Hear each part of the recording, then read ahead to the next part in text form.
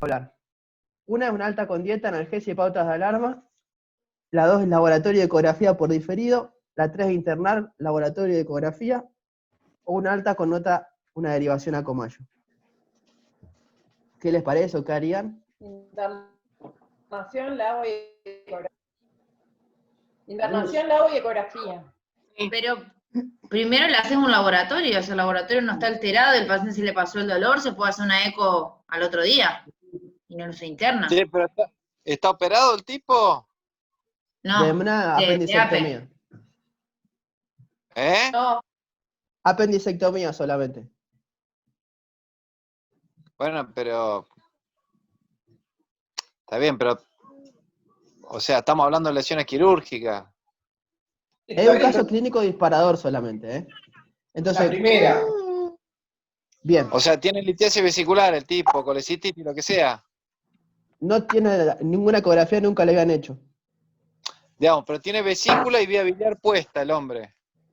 Creemos que sí, estamos en la guardia, todavía no le hicimos la ecografía. Por eso la pregunta es, ¿mejoró con la analgesia? ¿Le hacemos estudio o lo mandamos a la casa con pauta de alarma?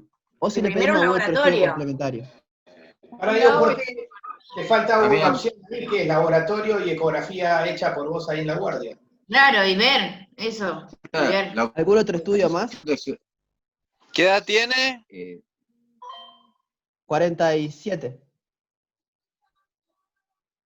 ¿Cuántos días de dolor? ¿Puede decir que el paciente... Placa de tórax. Bien. ¿Alguna otra cosa? Laboratorio. Bien. dolor en epigastrio tenía, perdón, o solo el hipocondrio derecho. Hipocondrio derecho y solamente irradiación a dorso. Lo que decide la guardia de ese día es internación, hacer un laboratorio y una ecografía ahí en la guardia. Sí. Y como otro examen complementario, y como ahí apuntaba Jimé recién, se le pide un electrocardiograma buscando una cardiopatía isquémica, un infarto de cara inferior, es hipertenso, tiene 40 y pico de años, y nunca se había estudiado, el electrocardiograma es normal, y la placa de tórax buscando algún tipo de dolor referido también es normal. Le hacemos laboratorio, en el laboratorio vemos 19.500 blancos, tiene 105.000 plaquetas, que está ahí al límite, tiene un hepatograma alterado, con las transaminasas, apenas elevada a la FAL, y una hiperbilirrubinemia, predominio mixto. Una creatinina que si bien está normal, está ahí al borde también. Entonces, como dijimos ahí, estamos en la guardia, así que vamos a hacer una ecografía, que es la que estamos viendo ahí. Che, GPT y FAL. 89 de GPT y 105 de FAL. No, al revés. FAL 380 y GPT. Perdón, GOT 89, GPT 105, FAL 380. Linda Apenas ecografía. aumentada. Está distendida. Tiene un lito ahí en el infundíbulo. Sí, Una pared engrosada. sí. ¿Alguien le vio algo ¿Y más? dónde está la ecografía? No la veo. ¿Vos estás viendo? Sebastián, estamos todos viendo la clase. Un absceso paravesicular. Bueno, Bien, dale. hay otra estructura que se ve ahí heterogénea en la, Sí, en un el- absceso en la cara hepática de la paravesicular. vesícula, que puede corresponder con un absceso ahí perivesicular. Sí. ¿Alguna otra cosa más le gustaría buscar en la ecografía? La vía biliar. Perfecto. Buscamos la vía biliar, tiene un colédoco de 0,3. Chequeamos que sea el colédoco, la puerta por debajo. No está dilatada. ¿Alguna otra cosa más buscaríamos? Intrahepática. No dilatada. Bien. ¿Y la cabeza pancreática qué ves? Perfecto. Se le ve el páncreas también, buscando alguna lesión que pueda generar colestasis, se ve la cabeza del páncreas normal. ¿Qué es lo que vemos ahí? Un corte transversal. ¿Y alguna otra cosa? ¿Y el resto del parénquima no tiene ningún absceso, nada en el hígado? ¿Absceso Perfecto. No hay hepático? lesiones focales hepáticas, lo buscamos, y no hay líquido libre como otro dato importante que nos puede dar la ecografía. Bien. Entonces el paciente se siente mejor, prefiere que no se va a quedar internado, firma la denegación de tratamiento y se va a la casa de su sobrina con antibióticos, analgesia, medida higiénico-dietética y pautas de alarma. ¿Por qué no se quiere internar? El paciente ya es mal arriado en el interrogatorio, no quiere estar en el hospital. Está bien. Trajo el- Ya Mal está. arriado, me encanta. Por mal arriado, Fue la anotalo en mujer. la ¿Qué historia término, clínica. Damián? Anótalo. Paciente mal arriado. Mal paciente. Pasa. Ser entrerriano. Sí. Bueno, dale. Entonces, le dimos analgesia, le dimos antibiótico y lo mandamos a la casa de la sobrina que vivía a 10 cuadras y no lo volvimos a ver, nos fuimos a dormir de nuevo. No pasó nada durante esa semana. 7 días más tarde, teléfono de la residencia, guardia de Comayo. Tiene un paciente de 62 años, es el mismo, era 40 y pico la edad. Con fiebre, dolor abdominal y tiene defensa en el hipocondrio derecho. ¿Es el mismo paciente que se fue a Comayo? Es el mismo. Pará, pero vos dijiste que tenía 40 y pico de años. Sí, me equivoqué con los números, pero es el mismo paciente. Es mal arriado, mintió con la edad.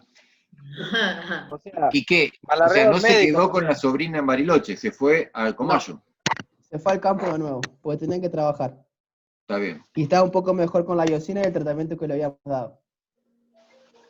Entonces le decimos que lo manden, y cuando llega tenemos una masa palpable abdominal, tiene regular estado general, está taquicárdico, normotenso y febril, 39,5. Le repetimos laboratorio y vemos que aumentaron los blancos, hoy tiene 25.000, las transaminasas se encuentran ahí también alteradas, y persiste la hiperbilirubinemia predominio mixto. El resto del laboratorio normal. Entonces tenemos la segunda alternativa. Vuelve el paciente, ¿qué podemos hacer?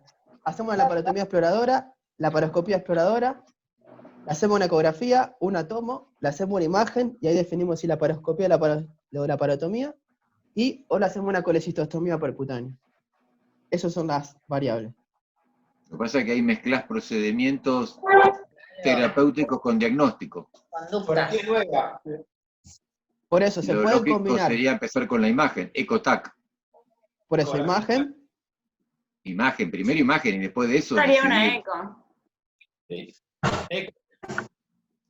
bien. Pero si ya tenía un que absceso, le vamos a terminar pidiendo eco y tomo. Lo que decide la guardia ese día es hacer una imagen nueva y una laparoscopía teniendo en cuenta la imagen. La imagen no tiene cambios con respecto al estudio previo, entonces se decide la laparoscopía exploradora. Sí, digamos, yo, por lo menos en mi cabeza, lo que agregaría es, si vos no tenés tomografía y el paciente tiene un problema digamos, en lo que vos ves de frente, bien la laparoscopía puede reemplazar la tomografía. O sea, una opción sería o sea, si vos vas haciendo un multiple choice en tu cabeza, puedes poner la tomografía y la laparoscopía, eco y tomo, o directamente o sea, eco y laparoscopía como otra opción más. Es lo que se hizo. Claro. Hicimos Pregunta, eso, no se Damián. hizo la tomografía, se podría haber hecho la tomografía pensando en el absceso ese vesicular que había, que haya una extensión, haya líquido libre o una proyección de la enfermedad que había tenido. La ecografía no tenía cambio, entonces se decidió hacer la laparoscopía. Está bien, pregunto, ¿la TAC no se hizo porque se decidió no hacerlo o porque no andaba el tomógrafo? No andaba el tomógrafo. Bueno. Les está cuento bien. que es un caso inventado, así que lo voy armando sobre la marcha a medida que vamos contando bueno. por cosas que... Qué mal arriado que sos. Dale, está bien. Entonces, decidimos la ecografía, no tenía cambios, entonces hacemos una laparoscopía exploradora. La laparoscopía exploradora, entramos, lo que se ve es un proceso inflamatorio que está bloqueando todo lo que es la vesícula.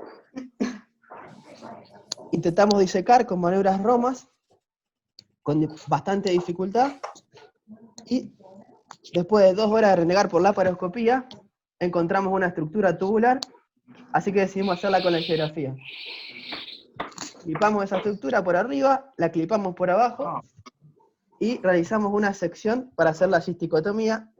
La tijera cortaba mucho, así que se cortó todo el cístico. Se cortó el cístico, seguimos con la arteria, y comienza a haber una hemorragia de consideración. Después de la hemorragia, empezamos a hacer maniobras de hemostasia. Se realiza clipado, por lo menos 8 clips hemostáticos, y se decide no realizar con la angiografía porque había quedado todo el campo detenido, y se continúa con la colecistectomía del cuello al fondo. Se coloca un drenaje subhepático, la hemostasia es buena, así que se tolera bien el procedimiento y pasa a la sala para cuidados operatorios. 24 horas al otro día, paciente tolera bien la dieta, tiene buen manejo del dolor, sin débito por el drenaje,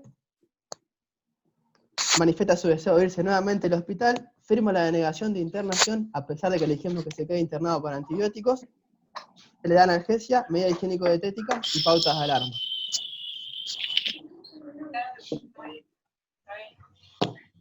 Siete días más tarde, la guardia de Comayo tiene el consulta paciente, semanal. más Sí, o menos. sí. Tiene que ir a un paciente que habíamos operado hace una semana con dolor abdominal, ictericia y coluria. Le decimos que lo manden. Hacemos un laboratorio del ingreso, tiene 13.000 blancos. ¿Quién y se está tiene aspirando? Johnny. Tiene una colestasia extrahepática, tiene bilirrubina de 8, predominio directo, una FAL de 1200 y las transaminasas ambas alteradas. Oh, ¿en serio? Así que seguro que se nos queda un lito, le vamos a hacer una CPR, se lo vamos a sacar, pero automáticamente se nos viene si haremos clipado en la viabilidad con la cirugía complicada que tuvimos. Entonces ahora arrancamos con un poco los conceptos teóricos y quería arrancar con esto. Ahora, el primer concepto, que es la prevención de la lesión quirúrgica de la vía biliar, comienza en el preoperatorio y finaliza cuando concluye la cirugía. ¿Y cuál es el objetivo? Cuando nosotros vamos a operar a un paciente una vesícula, no tiene que ser solamente sacar la vesícula, sino proveer en cada caso individual la mejor solución para ese momento en particular. ¿Por qué? Porque no siempre es conveniente sacar la vesícula, sino que hay muchas veces, que ahora vamos a ver muchas variables, que es necesario hacer algún otro procedimiento intermedio, y no precisamente la colecistectomía.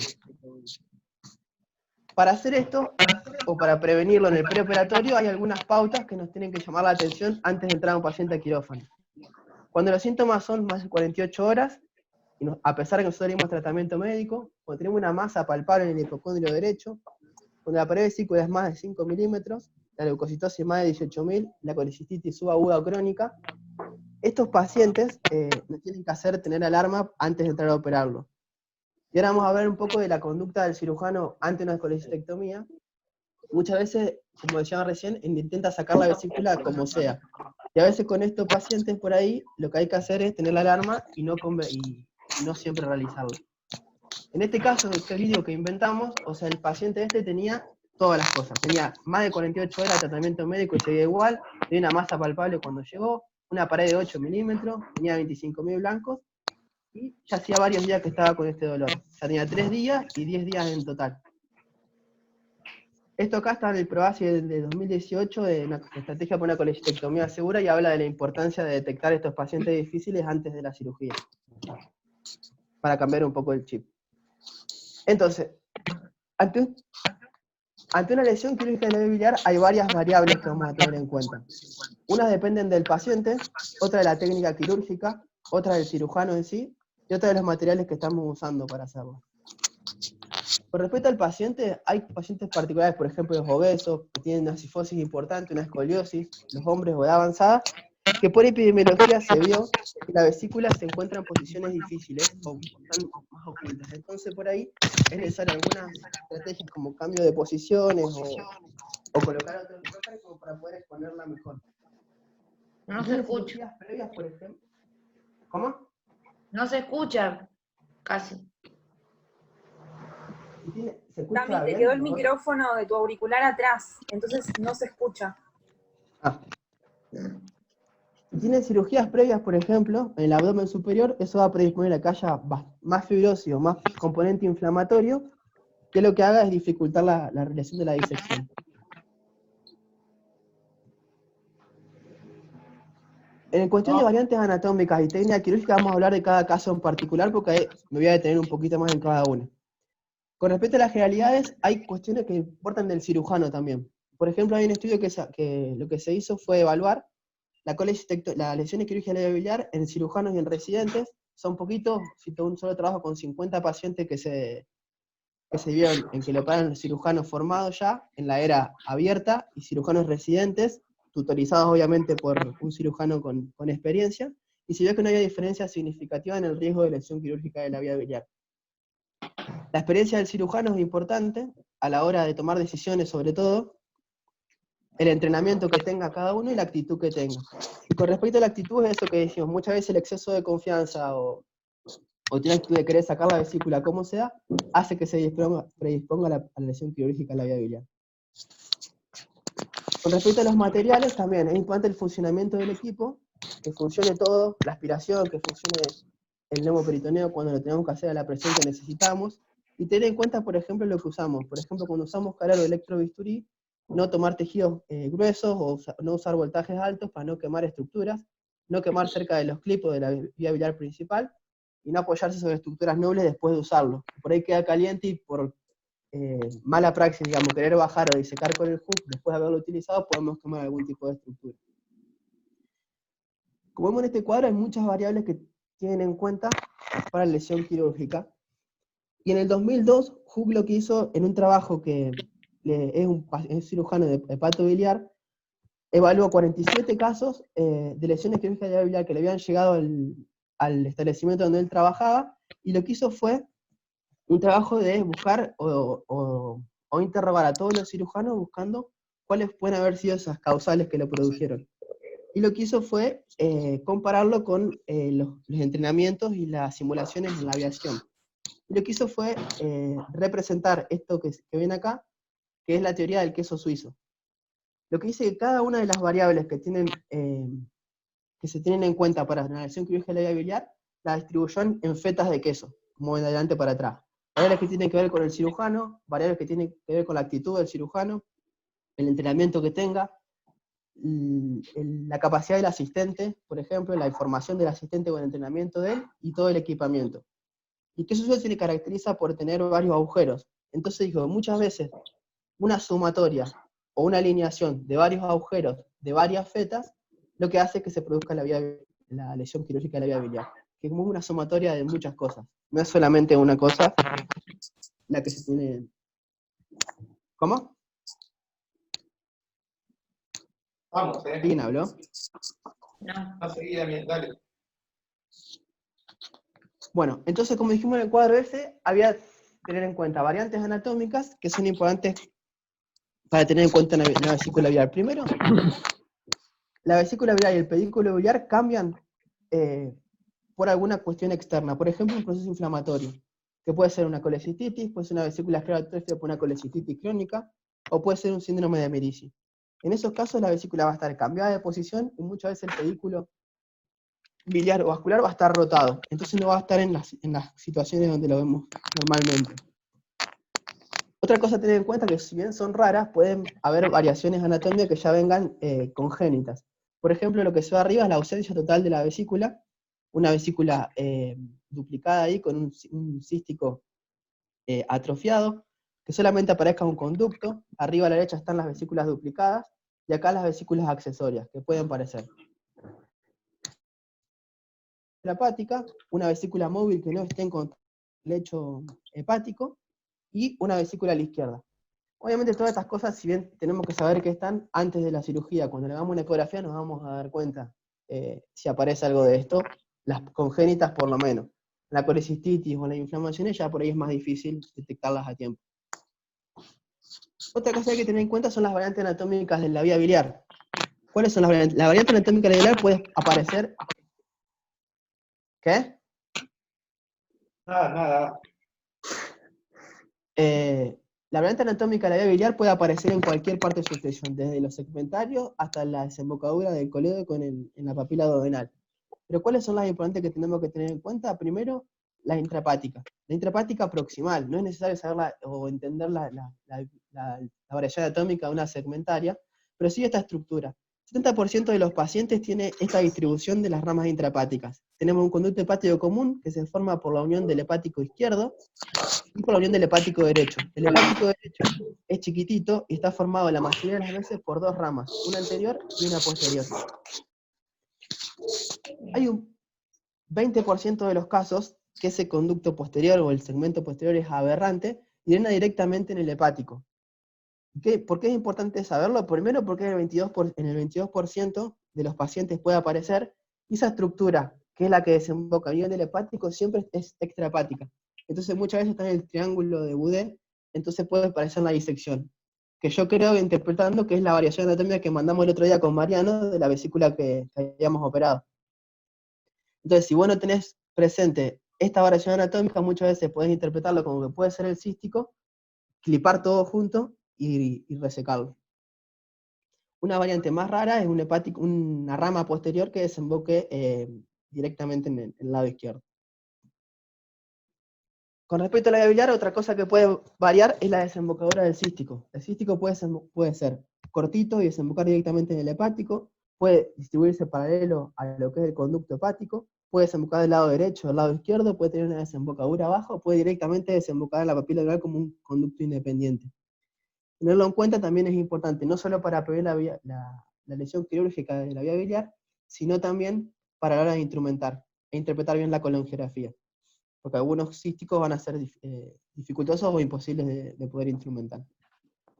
Y no menos importante, los conductos de Luschka y los conductos subvesicular. Los conductos de Luschka son pequeños canalículos que desembocan directamente en la vesícula, y muchas veces cuando se hace la colecistectomía, puede haber una bilirragia postoperatoria por estos conductitos. O un conducto subvesicular, que ya es un conducto de mayor calibre, que lo que hace es desembocar en la vesícula también, y puede generar una bilirragia en el postoperatorio. Otra cosa a tener en cuenta es las variantes de la vascularización, porque ahora vamos a ver que es importante tener en cuenta la vascularización de la vía biliar a la hora de las lesiones, porque eso nos va a ayudar a razonar muchas veces en el mecanismo y después en la terapéutica que vamos a utilizar. Una cosa son las variantes de la arteria hepática. La arteria hepática en el 83% de las veces nace del tronco celíaco, de la rama derecha, nace como la hepática común, asciende entre medio de la porta a la izquierda y entre el colédoco a la derecha, asciende, da la gastroduodenal, la hepática común se transforma en hepática propia, asciende a nivel del hilio hepático antes de entrar, da una rama derecha y una izquierda. La rama derecha, 83% de las veces va por atrás de la vía biliar, y ahí da la rama y ahí da la arteria cística. El 15% de las veces, en vez de irse por atrás la hepática derecha, se va por adelante, y si bien es raro, pero puede pasar, perdón, la arteria hepática puede nacer de la arteria mesentérica superior o de la aorta. Entonces, ¿qué pasa? No va a venir ascendiendo por el hilio hepático, sino que muchas veces puede venir por inferior y se puede confundir con una arteria cística. Entonces la puede sangrar o hacer una hemorragia de consideración. Otra cosa que puede variar es la arteria cística. Dijimos que la mayor parte de las veces nace de la hepática derecha, 64% de las veces pueden nacer también de la hepática izquierda, de la gastroduodenal, acá es como el muslo de la C, o directamente de la hepática común. La vena porta, si bien es muy raro que haya variantes anatómicas, Pecol, en uno de su trabajo donde presenta las lesiones quirúrgicas que le habían recibido hasta el 2014, habla de esta variante que en 12.000 colecistectomías laparoscópicas hay una variación de la vena porta que es la prebiliar, que es la importante para la colecistectomía. Es decir, que está por delante del colédoco, de manera que lo que se está viendo como estructura puede llegar a ser vascular y no el colédoco, y si hay una lesión inadvertida puede sangrar y bueno, puede ser medio catastrófico. Entonces, tuvimos en cuenta recién las variantes anatómicas, ahora vamos a hablar un poco de la técnica quirúrgica, que son cositas a tener en cuenta a la hora de una lesión quirúrgica. Esto es mucho de disecar la unión cístico-colosal, o sea, disecar el cístico hasta que llega al colédoco, para poder estar seguro de que es el cístico y no una aberrante o el colédoco. Lo que se vio muchas veces que no está recomendado, ¿por qué? Porque la desvascularización del colédoco viene principalmente de la arteria hepática, o sea, la hepática derecha y de la gastroduodenal, forma un pedículo pericoledociano finito, anastomótico. Entonces muchas veces con la disección de todo el peritoneo que se encuentra por la periferia, se puede llegar a producir isquemia, y si bien puede pasar inadvertida en un primer momento, a futuro puede generar una estenosis. Entonces no se recomienda la disección de la unión cístico-colosiana de rutina. Por otro lado, la exposición del calón. ¿Y qué es el calón? El calón tiene una estructura topográfica que se describió en el 91, más que nada en vesículas, en la parte de las vesículas abiertas, para encontrar la arteria cística. Está delimitado por tres porciones, por tres líneas. Una línea que va a través del conducto cístico, lo percibe de manera longitudinal, una que va por el hepático y una que va por el lecho, en la cara inferior del hígado. En realidad se conoce como triángulo de Boudet. El triángulo de Calot en sí está limitado por el cístico, por el hepático y por la arteria cística. Pero se vio con el paso del tiempo, se empezó a hablar del triángulo de Calot directamente para hablar del triángulo de Boudet, porque lo importante de esto es ver dónde está la arteria cística para poder disecarla con seguridad. Y ahí arriba lo que se ve en línea celeste es otra que lo que hace es de la unión cístico-coledociana en orientación hacia la arteria hepática, trazas una línea hacia arriba, y se delimitan dos estructuras, una medial, que es la zona la zona crítica, y una zona lateral, que es la zona de seguridad que describen como para hacer la disección de la colecistectomía. Esto no sé si es tan práctico, porque cuando uno está en la laparoscopía, muchas veces no sabes bien dónde está la arteria hepática y la unión cístico-coledociana, y por ahí no puedes tener un reparo muy claro de esto. Pero bueno, está descrito. Entonces, si vamos a exponer Calot, ya sabemos qué es lo que es, y ahí cuando nosotros entramos a operar la laparoscopía, ¿qué pasa? Tenemos una pinza que tracciona al fondo de la vesícula, que generalmente la tracciona el ayudante, y una pinza que la tracciona el cirujano, que la toma a nivel del infundíbulo. La tracción normalmente y adecuadamente tiene que ser la del ayudante hacia cefálico y hacia la derecha, y la del cirujano hacia podálico y hacia la derecha también, de manera como está a la izquierda del dibujo. Unas tracciones que no son recomendadas son, fíjense, una tracción solamente superior y medial. ¿Por qué? Porque lo que hace es alinear la vía biliar principal con la vesícula, y la disección en esta zona puede llegar a lesionar, disecar o se va a hacer la colangio dentro del colédoco y no del cístico. Entonces, no traccionamos de manera inadecuada, sino que usamos la tracción importante hacia arriba, hacia el hombro derecho el ayudante, hacia la pelvis derecha el cirujano. Y a veces entramos y la vesícula está tensa, está toda inflamada y no podemos traccionarla. Entonces en esos casos es importante punzarla, tratar de tener alguna estructura para poder realizar la tracción, y no trabajar sin tracción, porque ahí aumenta el riesgo de lesión quirúrgica. Otra cosa es la técnica infundibular, que está descrito como seguridad. ¿Qué es la técnica infundibular de Hunter?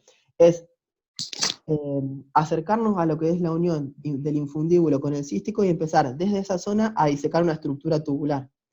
Pero ¿qué pasa? Si bien puede llegar a ser seguro y podemos disecar una estructura tubular que sea el cístico y hacerla con la angiografía ahí, puede pasar que haya alguna variante en la posición del cístico y lo que estemos disecando sea el colédoco y no el cístico. Entonces, si no hacemos colangio, podemos llegar a cortar directamente el colédoco, y si hacemos colangio podemos darnos cuenta que estamos en el colédoco y no en el cístico.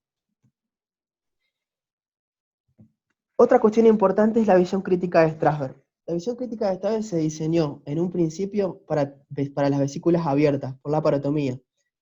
Entonces lo que postulaba Strasberg es disecar dos estructuras, solamente dos estructuras que unan la vesícula, que entren en la vesícula, y disecar todo el plato cístico. O sea, tener suelta la vesícula, solamente unida por dos estructuras, que va a ser la arteria y el cístico.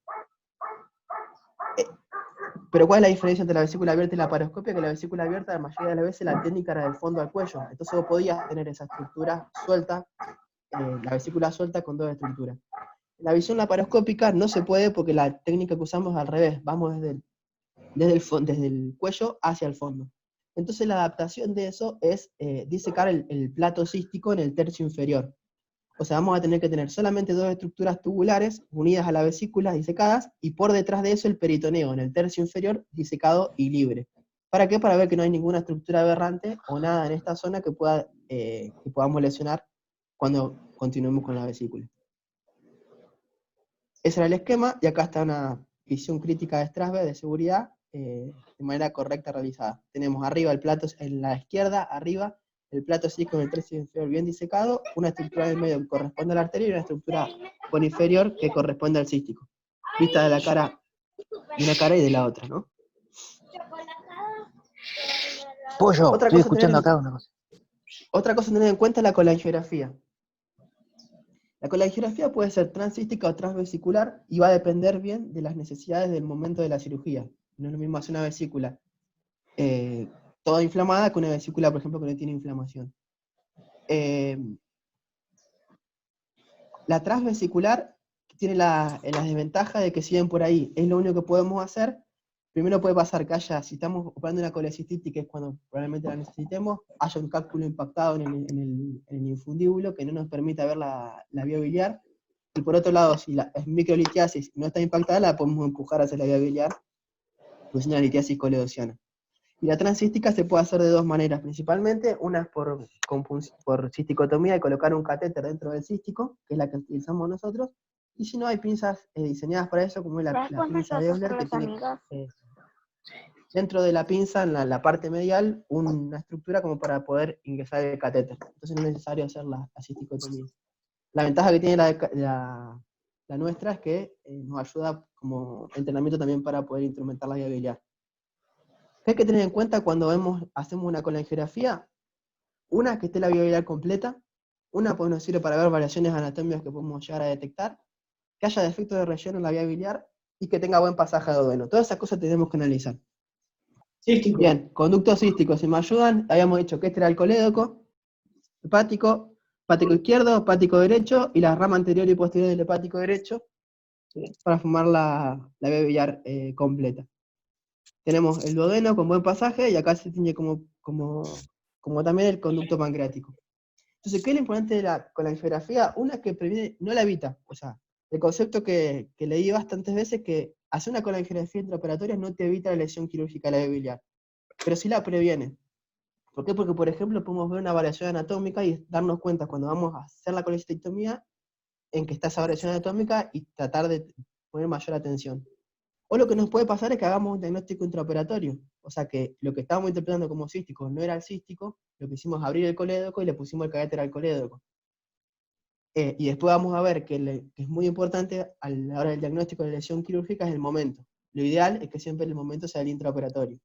¿Para qué nos sirve la colangiografía también? Es para evaluar la litiasis coledociana y para entrenar la instrumentación. O sea que la mayoría de los centros de patobilio lo que dicen, que como tienen también residentes en formación, hacen todo de rutina colangiografía intraoperatoria.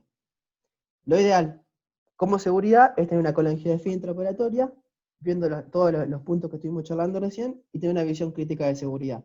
Con esas dos cosas, la lesión quirúrgica de la vía biliar se podría prevenir de una manera importante. Dami, Sí. ¿me dejás aclarar algo más? Sí. La colangiografía esa que está sacada de la columna, está fuera de la columna, eso quiere decir que está alineado el cuerpo, digamos, el ombligo está en la línea media. Nosotros normalmente, cuando hacemos la colangio y el paciente queda en la posición laparoscópica, la vía biliar vos las ves arriba de la columna. Por eso, la posición de modificarla y ponerla con el ombligo alineado en el medio, hace de que se pueda ver bien toda la vía biliar. Y la segunda cosa que es, fíjate que esa colangiografía no tiene ningún clips. Entonces, una cosa siempre a decir es, no tengo que clipar nada antes de hacer la colangio, ¿sí? No tengo que clipar la arteria. Que le quede ese concepto siempre. Yo trato de hacer la colangiografía sin haber clipado nunca nada. ¿De acuerdo? Claro. Y otro detalle es que esa colangiografía está hecha con la pinza esa de Oslen que yo les decía, como que fíjense que tampoco tiene clip por debajo para la colangiografía. Directamente se mete dentro del cístico y hace la colangio. Sí, señor. Y aprieta con las ramas de la pinza. Yo lo he usado. Bueno, lo que no está bueno es el entrenamiento para la instrumentación biliar, ¿no? Que para nosotros es importante. Otro dato, Damián, discúlpame, es Sí. No inyectar hasta no ver en el arco en C. A veces hay gente que le inyecta antes y después mira la imagen en el arco en C. Es decir, la colangiografía es un estudio dinámico. Por lo tanto, hay que inyectar una vez que tenemos imagen e inyectar poco volumen primero, porque lo importante al principio no es llenar toda la vía biliar, sino ver en dinámico cómo se va llenando. Y después sí, si querés ver arriba, le puedes dar un poquito más de presión. Claro.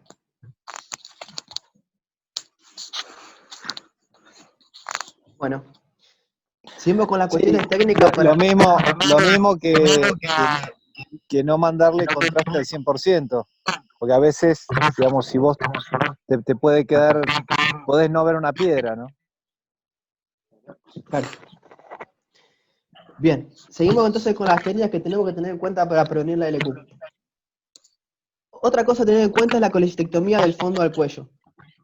Es como se hace la cirugía abierta. Primero disecas todo el peritoneo del fondo y te vas acercando hacia el infundíbulo.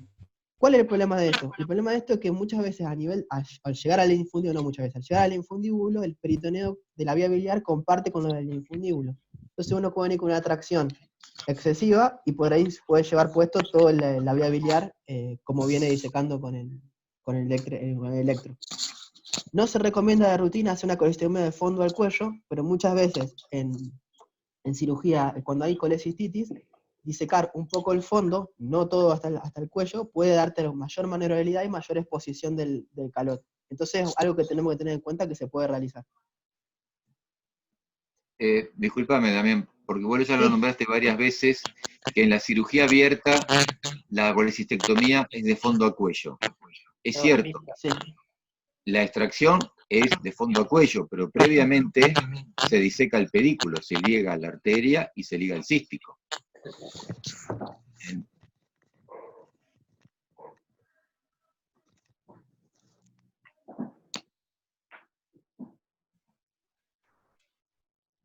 ¿Hola? Sí, dale. Hola, no, Se me trabó todo, no escuché. se te trabó todo, no. Que vos dijiste ya en 2 oportunidades que la colecistectomía abierta se hace de fondo a cuello. Sí. Esa es la etapa en la que uno saca la vesícula, pero la técnica quirúrgica de la colecistectomía abierta es primero identificar los elementos del calot, identificar el cístico, la cística, ligar los dos elementos, hacer la colangio, liberar los últimos segmentos del cuello y después ir de fondo a cuello. Claro. Si bien está descrita una técnica pura de fondo a cuello, no es lo ideal. En algunos casos se hace muy excepcional, pero por eso uno siempre trabaja primero la zona de riesgo, que es el calot, libera el cístico, hace la colangio, libera la arteria, liga la arteria, y después se hace de fondo a cuello. Perfecto. Bueno, siguiendo con las técnicas entonces, más o menos esto es lo que estaba escrito en el cuadro, pero tenemos que tener algunas alternativas o algo en la galera, como para sacar si las cosas no pasan como esperamos que pasen. Entonces, ¿qué alternativas tenemos que tener en cuenta a nivel técnico para poder resolverlo? Primero, es poder tener la herramienta de hacer una colecistectomía. Si no podemos disecar de manera adecuada el calot, no vemos las estructuras o nos genera duda, lo que se debería hacer es realizar una colecistectomía, hacer la apertura de la vesícula, sacar todas las piedras que pueda llegar a tener y dejar una colecistectomía. Eso puede llevar a que la vesícula no la sacaste y que necesita otro procedimiento quirúrgico, pero por el procedimiento quirúrgico que se pueda hacer posteriormente puede tener mayor seguridad que el que estamos haciendo en ese momento. Otra alternativa es la colecistectomía subtotal. La colecistectomía subtotal significa, pudimos sacar parte del fondo, parte de la vesícula, pero por ejemplo el infundíbulo o el bacinete queda. Hay dos técnicas, una la fenestrante y otra reconstituyente, que más que nada tratan de cómo cerrar el cístico o el orificio del cístico que te queda en el bacinete. En el caso de la fenestrante lo que hace es una jareta y cierra el cístico con el riesgo de que eso pueda llegar a ser una fístula biliar. Y la reconstituyente lo que hace es cierra directamente el infundíbulo con puntos y te queda una bolsita. Lo que se dice que, como no sacaste toda la vesícula, queda parte de la vesícula enferma con posibilidad de volver a hacer litiasis vesicular en ese remanente. Otra alternativa es la colecistectomía de tipo Pribram, que es sacar lo que se pueda de la vesícula y dejar la cara hepática de la vesícula, y quemarla, para prevenir la secreción que tenga. Y otra es poder tener en mente de convertir la cirugía. Y esto es un tema, por lo menos para nosotros, contradictorio, porque en la era, por ejemplo, en que no nos formamos con la vesícula abierta, muchas veces, y es lo que hemos charlado muchas veces con algunos de los plantas, ¿qué herramientas tenemos nosotros en la cirugía abierta como para poder resolverlo algo que no hicimos laparoscópico? Teniendo en cuenta que habremos hecho 5 o 6 en toda la residencia. Entonces eso es a discutir. Lo que te dice en el libro es que al poder convertir la cirugía, la experiencia manual, las texturas y la visualización de todo el campo quirúrgico puede llegar a facilitar la resolución. Bueno, ¿se escucha bien ahí? Pues saqué los auriculares. Perfecto. Sí, bien. Otra cosa que habla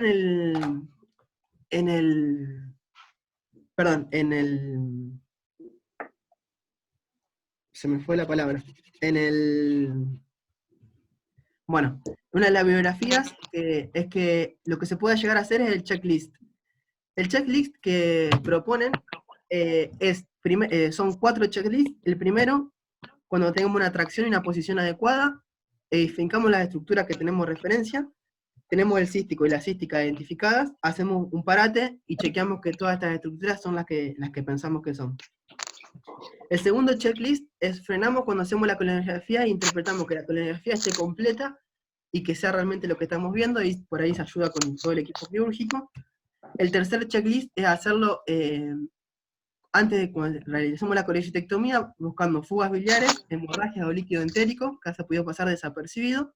Y el cuarto checklist es cuando sacamos la pieza quirúrgica y evaluamos que la vesícula tenga solamente un conducto y no dos, que es el proveniente del cístico. Relato oficial, quería decir. Este checklist lo propone el relato oficial de 2015 de la Asociación de Cirujanos de Córdoba, para evaluar o para prevenir las lesiones quirúrgicas.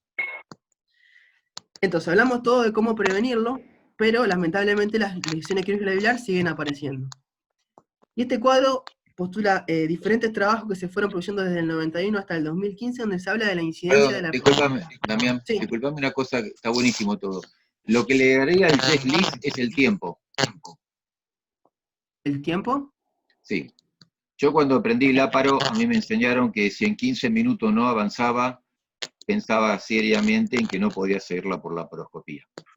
Cuando uno se encapricha en querer hacer la colecistectomía o por cualquier procedimiento por la laparoscopía y es dificultoso, también es riesgo, aumentan los riesgos de lesiones, porque también estás cansado, el equipo se cansa, el anestesista empieza a presionar, hay un montón de factores externos también, entonces a veces hay que tenerlo en cuenta. Yo lo sigo usando en la práctica y la verdad que me da muy buenos resultados. Si yo veo que en 15 minutos no avanzo, ahí empiezo a pensar en convertir. Está bien, pero a ver, eso en la formación que tuvimos nosotros, Juan, que pasamos de abierto a la laparoscopía. El planteo de Damián es, ¿qué pasa si en 15 minutos él no puede ver la estructura de abajo y tiene que convertir algo que no sabe hacer ISO 4? Por eso tenemos que reverlo. Entiendo que haya inexperiencia en la cirugía abierta, pero lo que digo es, un criterio a tener en cuenta para evitar las lesiones, se sabe que si vos convertís tenés menos riesgo de lesiones que si seguís por la laparoscopía. No encapricharse. El ejemplo que vos diste es que estuvieron 2 horas tratando de sacar una vesícula.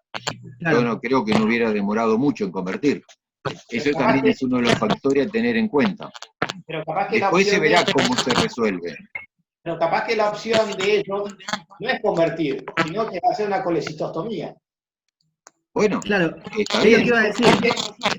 Ese es el planteo. Lo que quiero decirte es decir, hay opciones para evitar la lesión de la vía biliar. Muchas veces uno decide la colecistostomía después de 2 horas. Claro. Lo que digo es, si vos no pudiste en 15 minutos hacer lo que se corresponde que vos tenés que hacer, que es liberar el pedículo, identificar los elementos, hacer la colangio, ligarlo y sacar la vesícula y avanzar, digamos, tenés que utilizar otra estrategia. Puede ser la colecistostomía parcial, lo que quiera, pero lo que digo es no seguir tratando de sacar la vesícula o seguir disecando si no podés avanzar. Bien, está perfecto. Claro, la alternativa que se me ocurre en nuestra generación es esta que yo puse en esta filmina. O sea, si bien convertirlo pondría como última alternativa porque no siento que tenga las herramientas, sí tengo otras cosas para poder llegar a hacer. Como la colecistostomía que decía Mariano, la colecistostomía estructural o el PRIBRAM. Totalmente de acuerdo. Pero creo que lo agregaría como criterio en el tiempo, dentro del checklist, es decir, está todo perfecto, digo, pero el factor tiempo a veces hay que tenerlo en cuenta. Es Está bien. importante, claro. A ver, hago un comentario sobre esto. Es buenísimo lo que dice Juan porque así nos enseñaron. Si no podés ver, andate. A ver, para mí ir a ver abajo significa poder hacer una colangio. Si yo no encuentro la comodidad para hacer una colangio porque no encuentro transística, tengo que en ese momento decir, bueno, le pongo una Foley por la vesícula y le hago una colangio transvesicular. Porque yo necesito ver la anatomía abajo. Quiero quedarme tranquilo. Entonces, por ahí en esa estrategia es que uno dice, bueno, hice una colangio transvesicular, tiene mitos en la vesícula, le saco los cálculos y le pongo una colecectomía como opción. ¿Sí? Perfecto. Claro, pasa que cuando uno lee, De acuerdo. o me pasó a mí, de leer mucho, o sea, estar leyendo esto de lesión quirúrgica, todo el tiempo se ve que se habla de la frustración o el sentimiento de derrota cuando tenés que convertir una cirugía. Pero yo siento como todo lo contrario, o sea, no poder convertir porque no tengo la herramienta para poder resolverlo. Ese es el tema, y yo creo que es un cambio generacional. Pero bueno. Entonces, habíamos dicho que tenemos varias herramientas para poder prevenir o tener en cuenta para prevenir la lesión quirúrgica de la vía biliar, pero lamentablemente se siguen produciendo estas lesiones, ¿no? Y este cuadrito lo que hace es resumir un poco diferentes trabajos desde el 91 hasta el 2015 sobre la incidencia de la lesión quirúrgica de la vía biliar. Y hay mucho tema con esto porque realmente el número no es del todo claro. Primero me puse a ver cada uno de estos trabajos para ver si eran todos de laparoscopía o no. Porque en promedio hacen un 0,4%, que lo mismo que decir que una de cada 250 colecistectomías se produce una lesión quirúrgica de la vía biliar. ¿Qué pasa? Primero, todos estos trabajos, excepto los que están en amarillo, hablan de laparoscopía y no de abierta. En cambio, los que están en amarillo por ahí, hablan de abierta, entonces mezcla procedimientos. Otra cosa que hay que tener en cuenta es que el concepto de lesión quirúrgica de la vía muchas veces cambia y no es para todos el mismo. Entonces muchos trabajos lo que hacen es, por ejemplo, una bilirragia de un conducto de Luschka o una bilirragia por un cítico, no lo consideran lesión quirúrgica de la vía biliar y otros sí. Entonces, eso muchas veces te cambian los números. En concreto, los números que más se encuentran son estos. En la colecistectomía abierta, la incidencia de LQ es del 0,1-0,2%, que equivale a una cada 1.000 o 500 cirugías, y en el caso de las laparoscopías, es del 0,4. Es entre más o menos una cada 150 vesículas. Es bastante. Sí, pero Damián, déjame decirte algo. Vos tenés que tomar también la cantidad total de colecistectomías abiertas que hay y la cantidad de colecistectomías láparo que hay.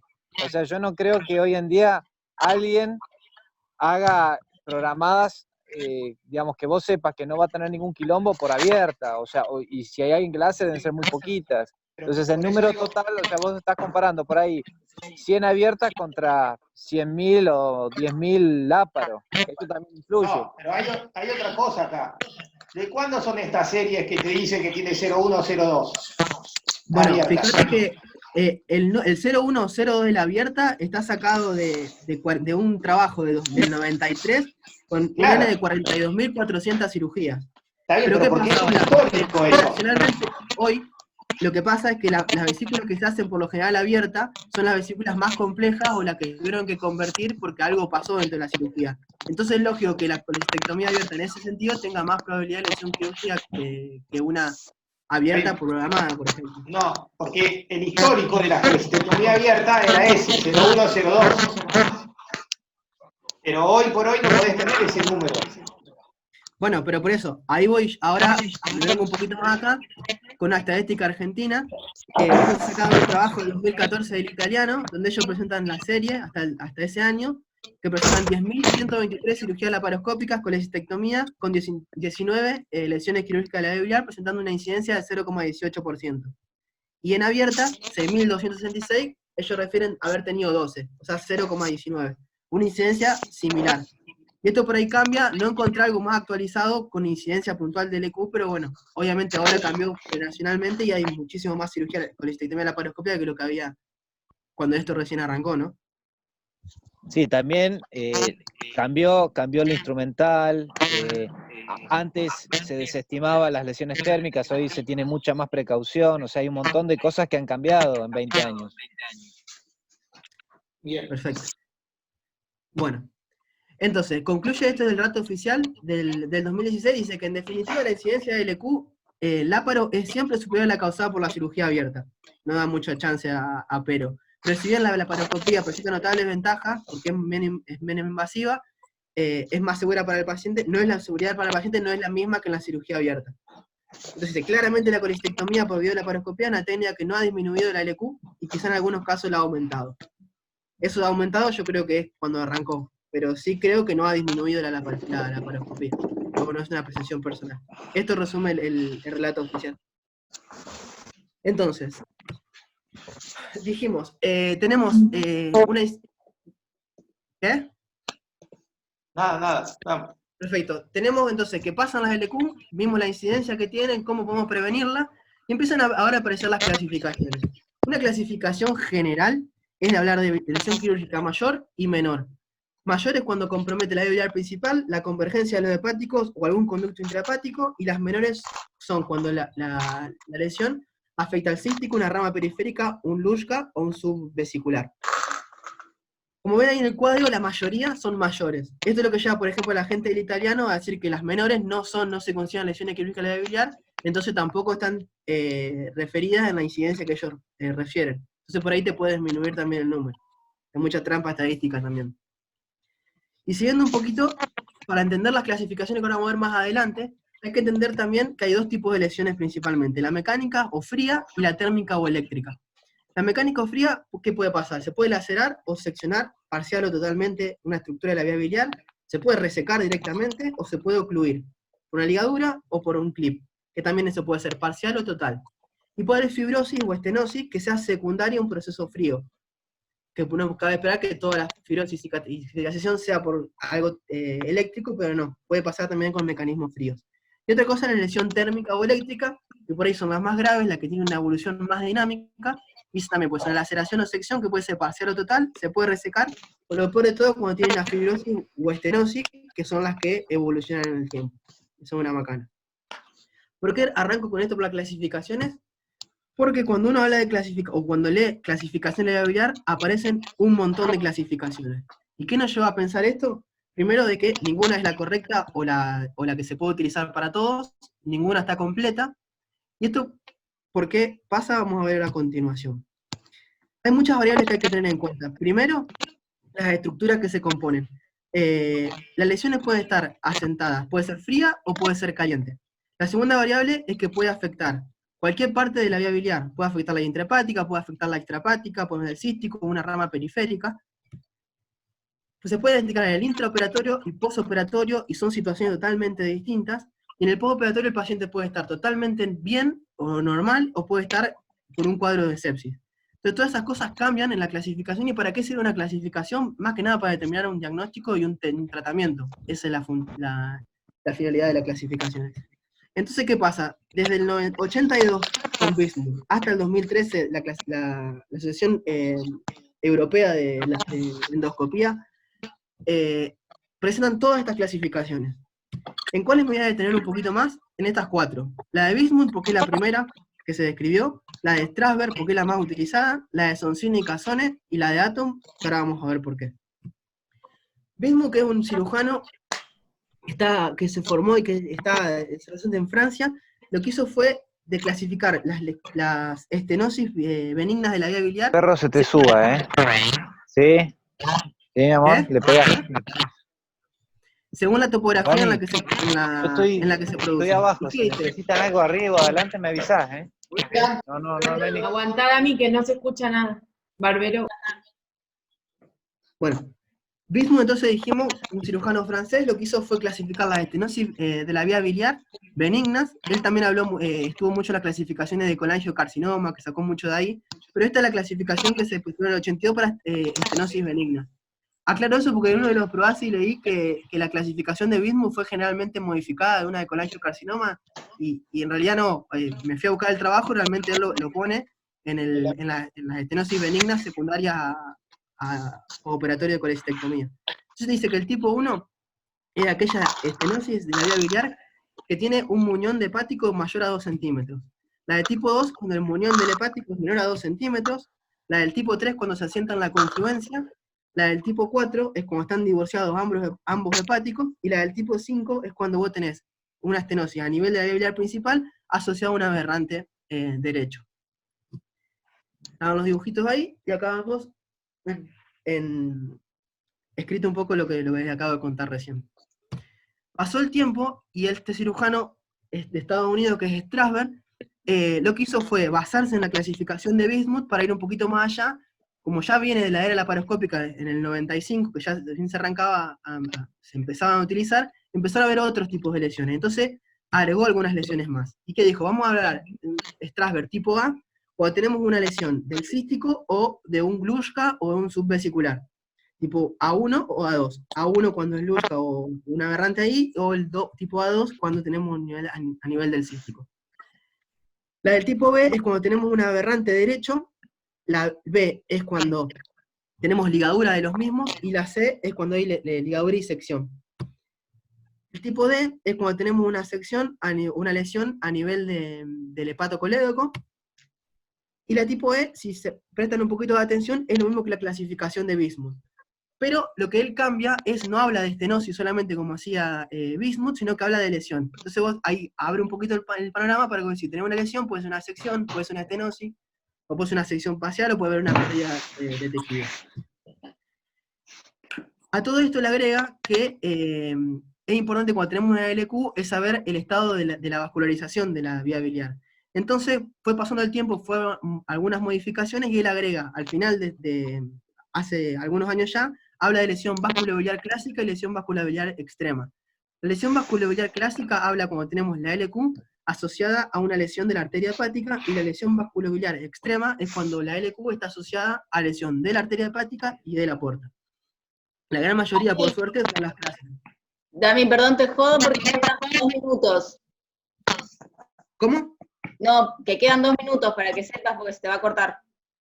Ah, ¿quieren que sigamos en otro? Perdón, pero que es medio largo. Vale. Está bien. Bueno, cierro este y armo otro entonces. Sí, por Bueno. favor.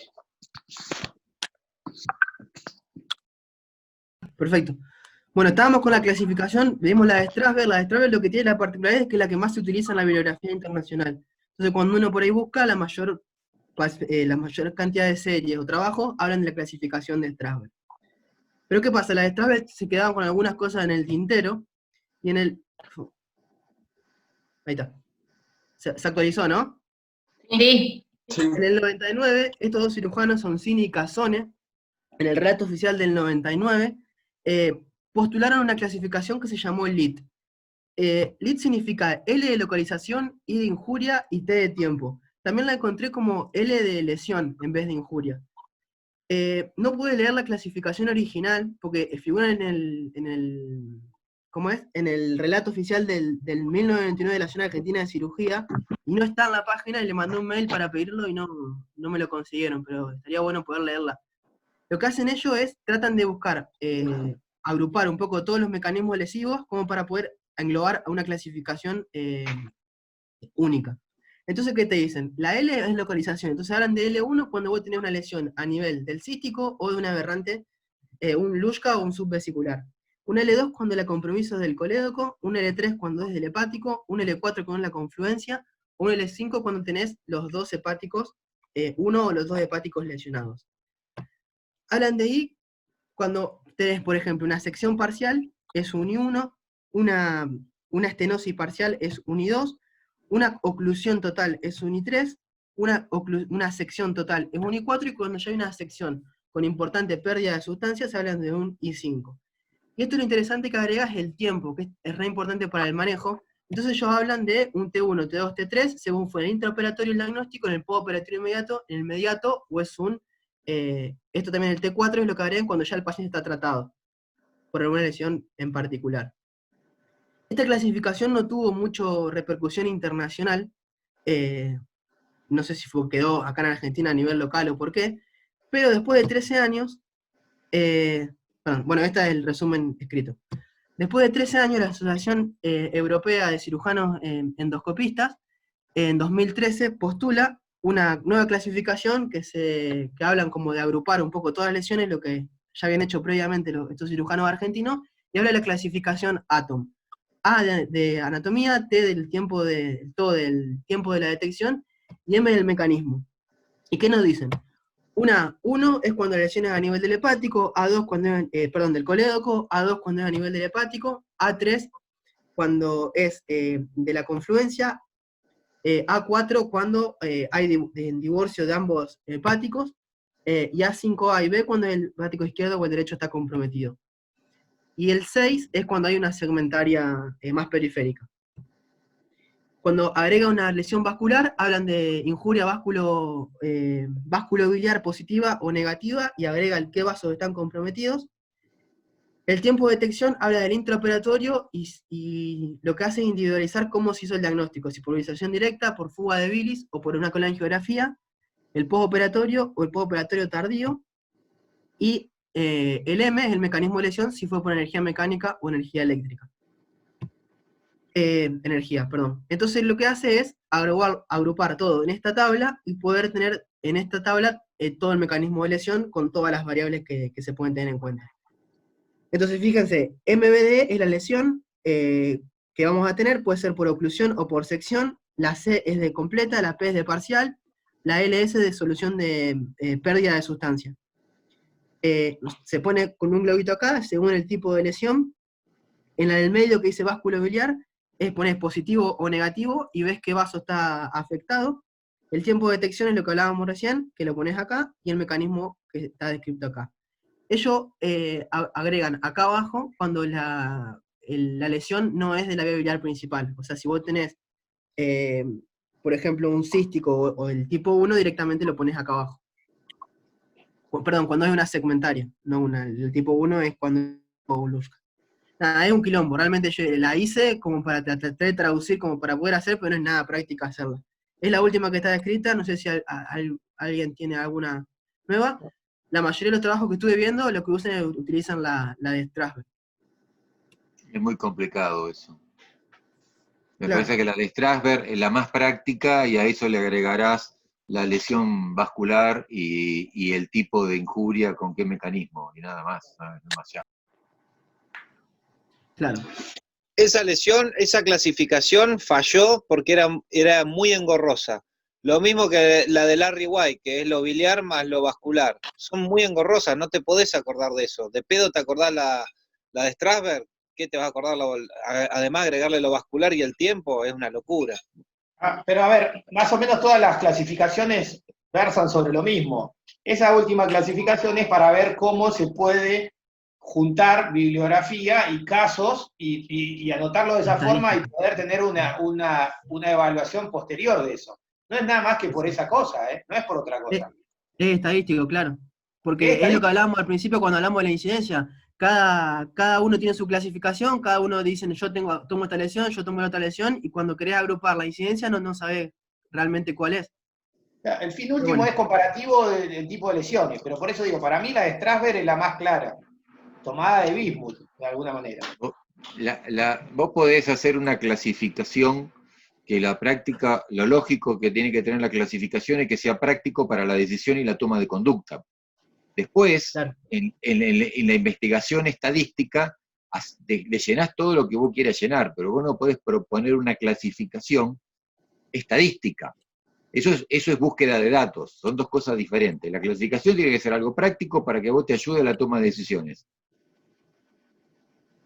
Claro. Bueno, ahí quedó claro de que tenés las mínimas o tipo 1, que son las que son del cístico o un Luschka, que hay algunos que directamente lo dejan afuera, y la otra es si es de colédoco o si es de la lesión para arriba del Carrefour. Por eso la clasificación de Bismuth, que hablaba de tumores de Klaskin, o en realidad era eso, de alguna manera sigue siendo lo mismo. Si está más cerca del Carrefour o más abajo del Carrefour, va a tener mejor evolución aquella que es de colédoco y menor evolución aquella que es intrahepática, o del Carrefour mismo.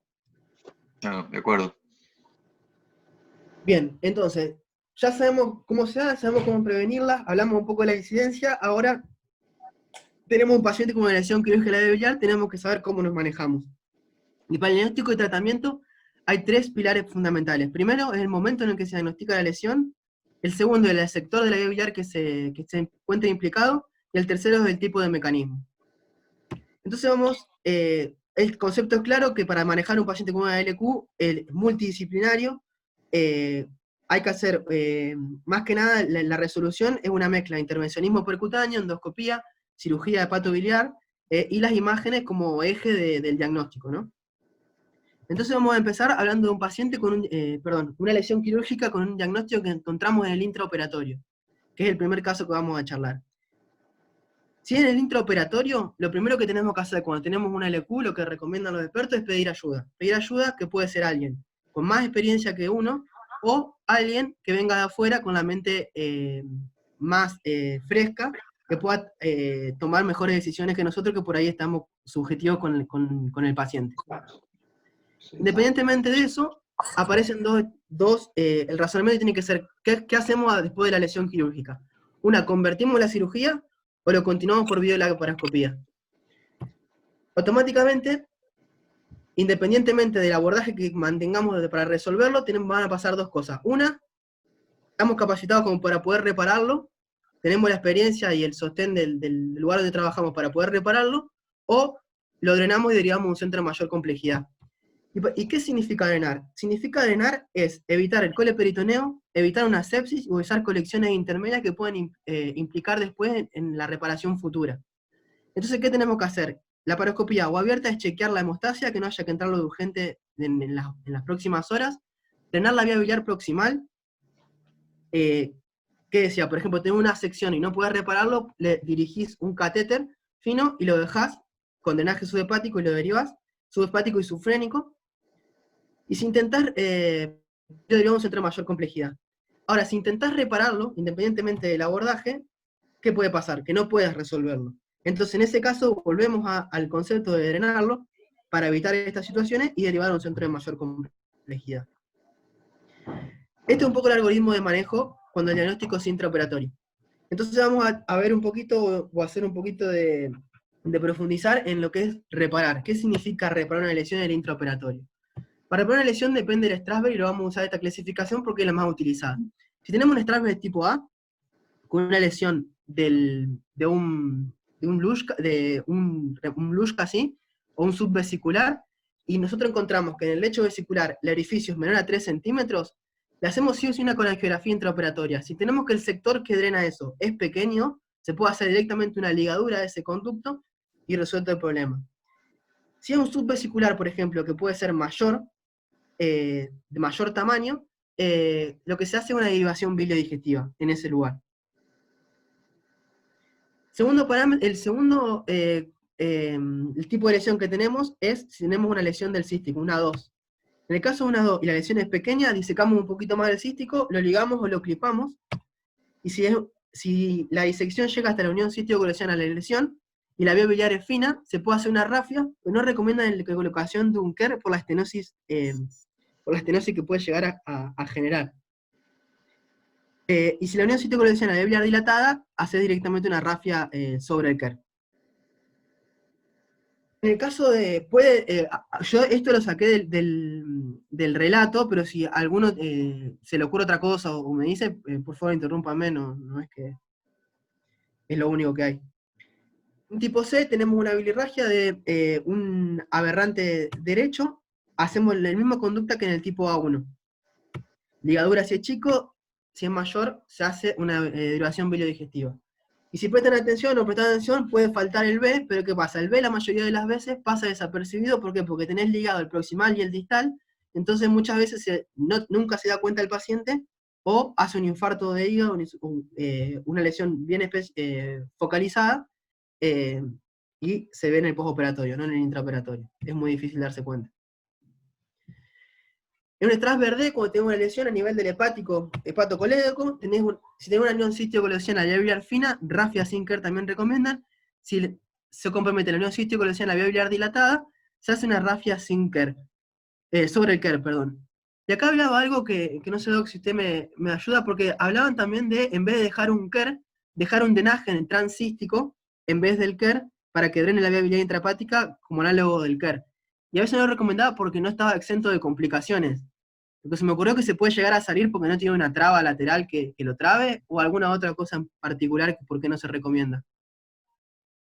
El drenaje transístico, en la época de la cirugía abierta, había unos catéteres para hacer las colangiotransísticas, que eran como una Foley, en realidad tenían en el extremo, antes de, un poquito más adelante, digamos, de la punta, tenían como una zona más ensanchada, rígida.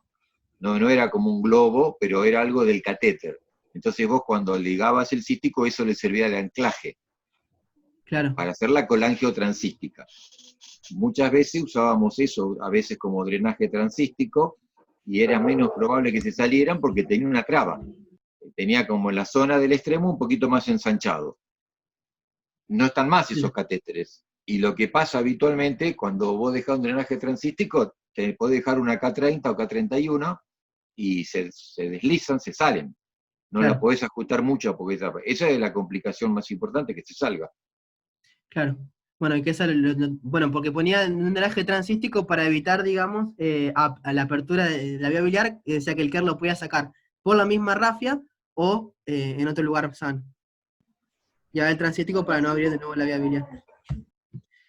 Oye, Entonces, a ver, perdón, pero está buena la alternativa de dejar un transístico y tutorizarlo sobre la sutura sobre eso. El problema es si lo dejás trabado con Vicryl, lo dejás trabado con lino. A mí me ha pasado hacer duodenopancreatectomía y dejar tutorizado a través del transístico, hacerlo un poquitito más abajo sobre el colédoco y dejar pasar un transístico por ahí para poder hacer una colangio, y yo después se lo puedo retirar. El punto ese a veces es que vos te traccionás y no podés sacar el catéter. Y eso es lo que se tiene mejor. Bien. Bueno, siguiendo con la clasificación, tenemos un diagnóstico intraoperatorio, una lesión E1 o E2, o sea que tenga más o menos de 2 centímetros. En el caso de una E1 con más de 2 centímetros, lo que se recomienda es hacer primero una maniobra de Kocher para poder darle algo de laxitud a la anastomosis, ¿no? Que no quede atención. Hacer una anastomosis término-terminal sobre el KER. Un E2, cuando ya es menos de 2 centímetros el cabo que tenés del hepático, hace directamente una ligadura distal del colédoco y una derivación biliodigestiva. En el caso de 3, E4 y E5, también ligadura Disculpame. distal.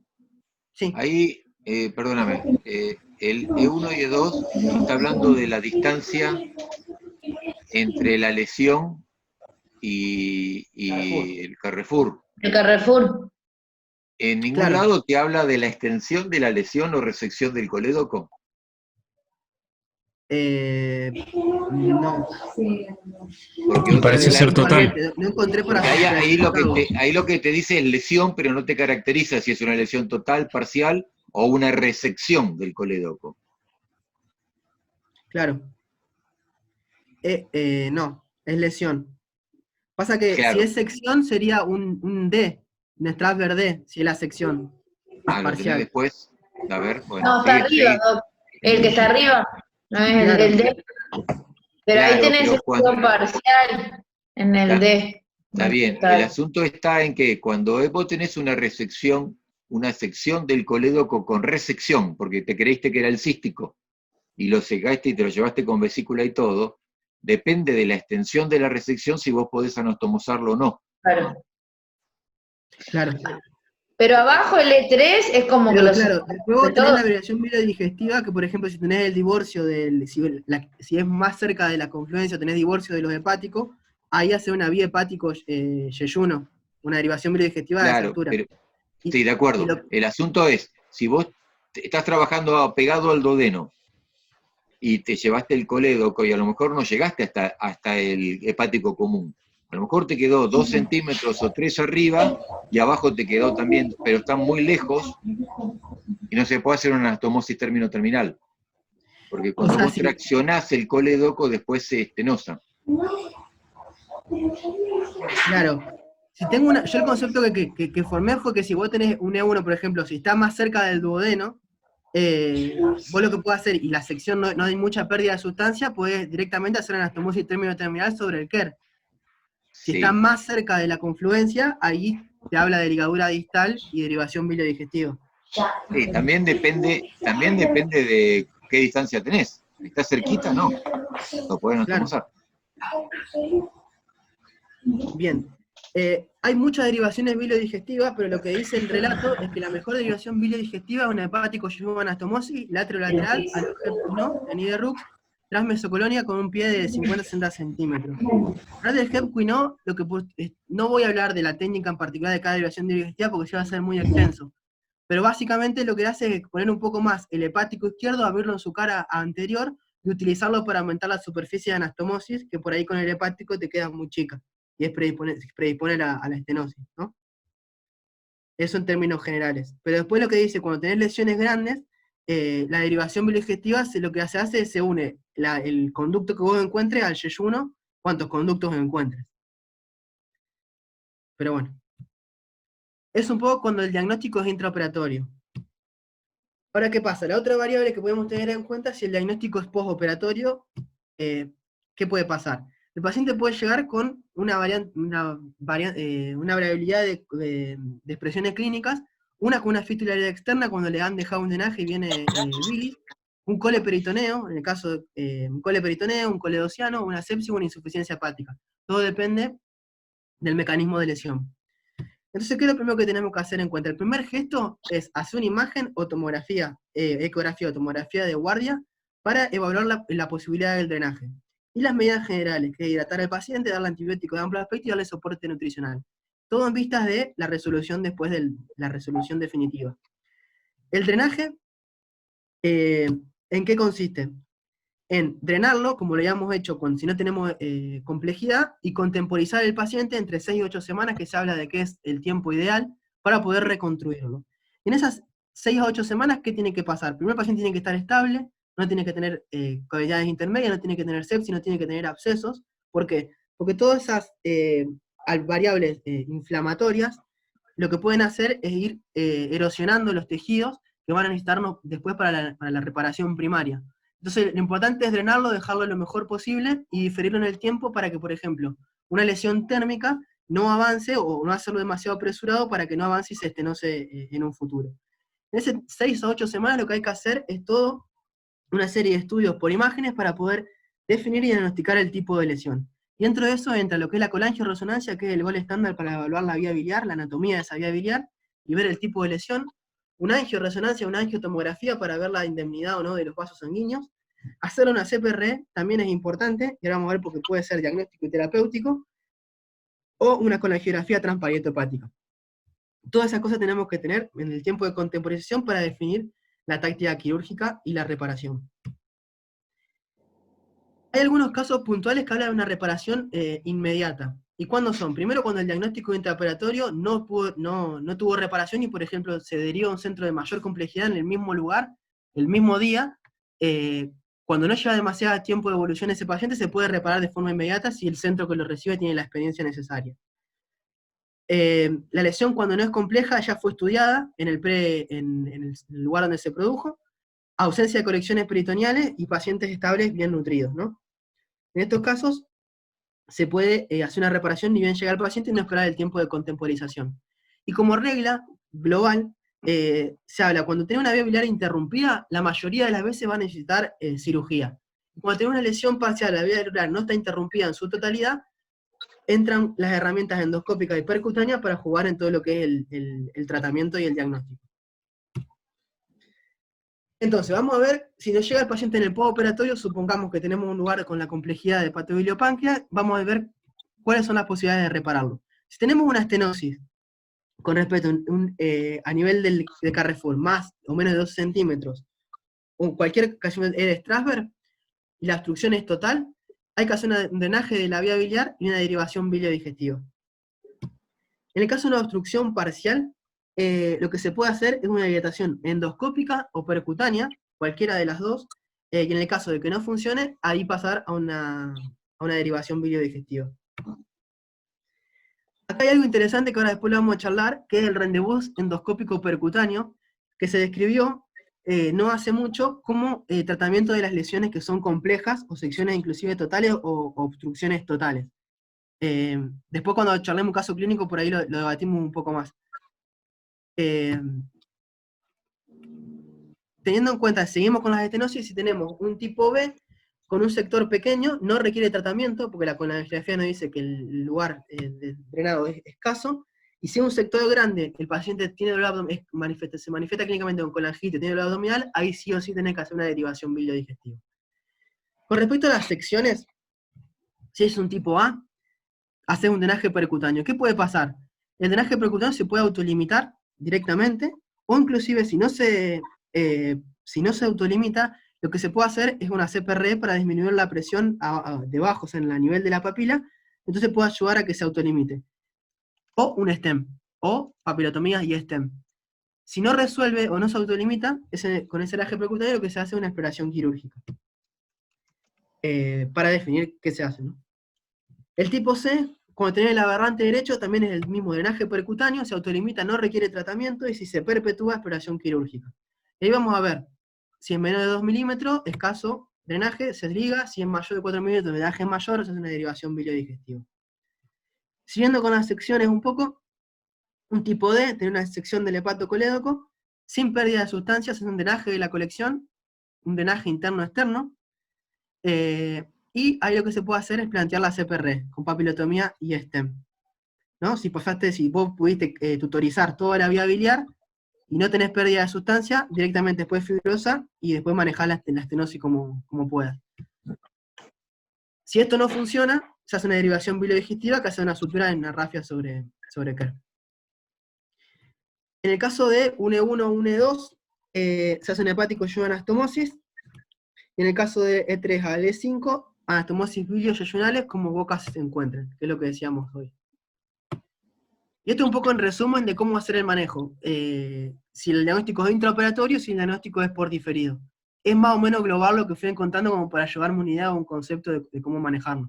Después obviamente cada técnica tiene su variante, cada técnica tiene su detalle, que si iba a ser muy largo si empezaba a hablar de cada cosa en particular.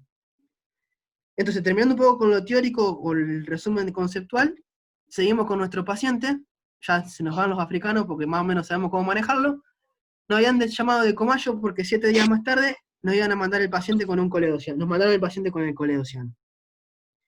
Entonces, ¿cuál fue la conducta? La laparoscopía exploradora, lo internamos, lo hidratamos, le damos antibióticos, soporte nutricional, le hacemos una imagen, medidas generales, lo derivamos a un centro de mayor complejidad, lo drenamos o hacemos alguna combinación de estas. Ahora sí. Bueno, lo que se hizo en la guardia fue, se internó, se hidrató, se hizo soporte nutricional y antibióticos, y se hizo imágenes y medidas generales. Primero lo que se hizo fue una ecografía. En la vía biliar, figura intrahepática francamente dilatada, no había colecciones y no había líquido libre. Se le pidió una tomo con una angiotomografía, que lo informaba es lo mismo. Una biliar intrahepática francamente dilatada, no tenía colecciones, no había líquido libre, y lo que nos informaba la angiotomografía tenía un compromiso de la arteria hepática propia. Le hicimos una colangioresonancia, y lo que vemos es esto. Un hepático de 1,4 centímetros. ¿Alguien se anima a decir que es transveré? Sería un E2. Entonces, ¿qué hicimos? Un hepático de anastomosis abierta. ¿Cuánto, Dami, discúlpame, no me acuerdo cuánto quedaba de cabo del Carrefour para 1,4 la... centímetros. ¿Cuánto? 1,4 centímetros. 1,4. Compleja, bien arriba. Sí. Si es un hepático de anastomosis abierta. Y les presento a nuestro amigo Barrientos, que es el Barrientos, hepático yeyuno. Esa imagen era de él. Está bien, después de 2 años del hepático yeyuno. Entonces ahora, para terminar un poco con la clase, vamos a discutir algunos casos clínicos. Primero, un paciente masculino de 76 años que está cursando intraoperatorio por colecistitis aguda gangrenosa con piocolecisto. Le hacemos una colangiografía intraoperatoria y tenemos esto acá. ¿Alguien se anima a decirme qué ve o qué ve raro? Así no hablo yo solamente. Arriba. La vía intrahepática no se tiñe. Perfecto. ¿Qué puede haber pasado? Parece estar canulado el colédoco. Claro. Perfecto. Accionando el colédoco. Pensamos que estábamos canulando, le hicimos una citicotomía y lo que hicimos fue la coledocotomía con la colocación del del catéter. Y es biobiliar Bueno, fina. en el intraoperatorio lo secamos con fría, ¿qué podemos llegar a hacer? ¿Cómo lo resolvemos? Es un Strasberg. Hacemos una ráfaga laparoscópica y drenaje. Otro paciente. Paciente femenina de 26 Pará, años. Rami. Volvé un cachito. El paciente anterior está en un proceso inflamatorio y una vía biliar fina, como parecía el paciente que tuvimos con Patricio el otro día. ¿No es mejor dejarle un quera a ese paciente? Pero es vía biliar También la fina. vía biliar fina. Vía biliar fina, si le dejas un quer, después se puede estenosar, ¿o no? Podés Claro. ponerle un quer fino. Está bien, pero por más fino ¿Se que acuerdan tenga, del algoritmo general que habíamos dicho con la vía biliar fina por Él concepto? dijo, claro, dijo que se estenosaba. Podés, Claro, es lo que- podés también reparárselo, como dijo Damián, y que por CEPRE le metan un stent para Claro, por hacerle papilotomía. que... Perfecto. La idea por ahí son disparadores, no hay una sola alternativa terapéutica, por eso por ahí está bueno que lo discutamos. Yo hablo porque si queda en silencio sigo, pero si no, vamos defiendo diferentes conductas. Siguiente paciente. Esta es una chica de 26 años que está cursando intraoperatorio programado por litiasis vesicular sintomática. Era medio gastritis, pero se operó igual. Con la jefe intraoperatoria, ¿alguien me puede decir algo de esta? ¿La podés acercar? Eso.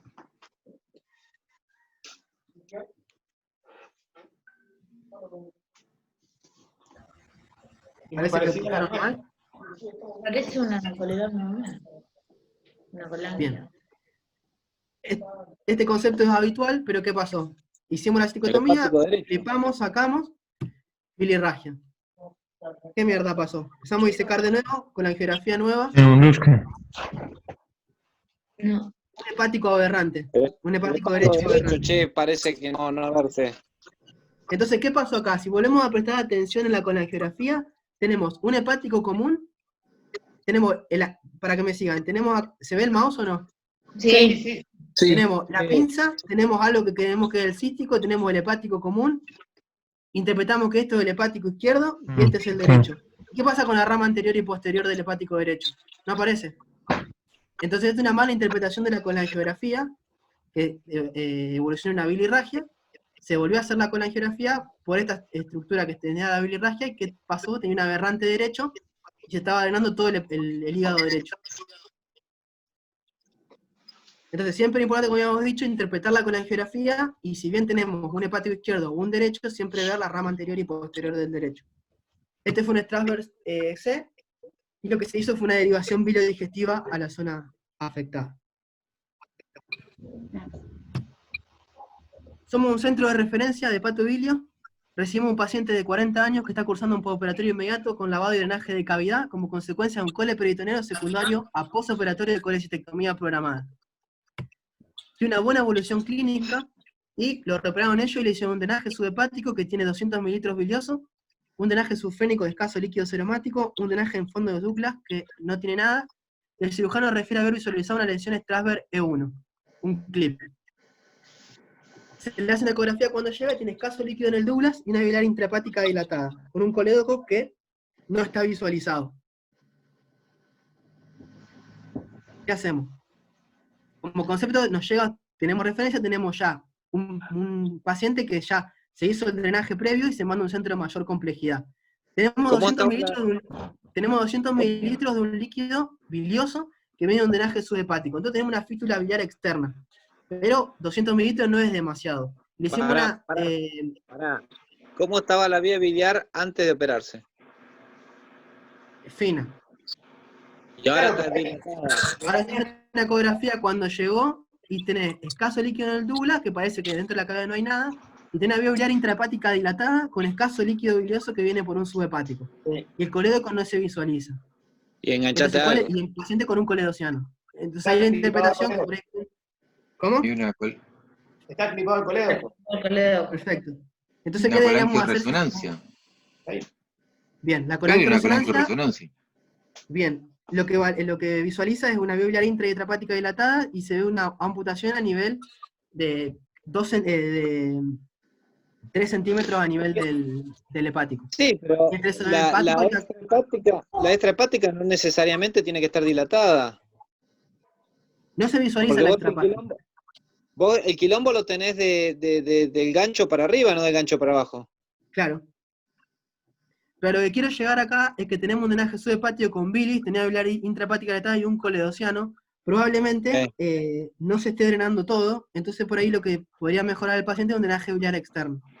Si es un drenaje biliar externo percutáneo, el paciente se estabiliza, 6 semanas después, Pero, ¿por qué un drenaje biliar externo? tenía escaso de líquido de bilis por el subhepático, entonces y tenía un coledociano, no estaba totalmente drenado. ¿Dónde está el coledociano? En No, ningún lado dice no, que tiene un coledociano. No, yo lo tendría que haber dicho. Mordiste un pedazo de colédoco. Dice la intrahepática está dilatada. Sí, no, Claro, no lo dije pero yo, no lo escribí, me olvidé, pero es un coledociano. Nos mandan ese paciente con el peritoneo y un coledociano. Tenemos un subhepático con escaso líquido bilioso y toda la vía biliar dilatada. Entonces, en ese contexto se puso un biliar externo. Que el concepto por ahí lo que habíamos la otra vez cuando Mariano había consultado al compañero ese de Pato Bilio, que lo importante por ahí a veces es drenar toda la vía biliar con percutáneos y drenaje externo, para tratar de llevar a que haya la menor cantidad de colecciones intermedias o bilis adentro de la cavidad. Entonces lo que se interpretó en este paciente, se hizo un biliar externo, y 6 semanas, bueno, le empezó a venir menos cantidad por la fístula biliar, y empezó a venir todo por el externo, normalizó, compensó, y 6 semanas después, esto quería que charlar un poquito, se hizo un rendezvous endoscópico percutáneo. Yo personalmente nunca lo había leído, decían que no tengo mucha experiencia, pero esto es interesante, y por ahí Mariano, no sé si es un paso intermedio a Orellano. ¿Qué es lo que cuestionan ellos? ¿Cómo? Está bien, pero es interesante pensar otra cosa, que este tipo tiene un clip, pero capaz que no está seccionada la vía biliar. ¿Entendés? Claro. Sí. Ahí lo estás viendo, porque si no, no existe un rendezvous en un paciente que tiene clipado arriba y clipado abajo y le falta un sector.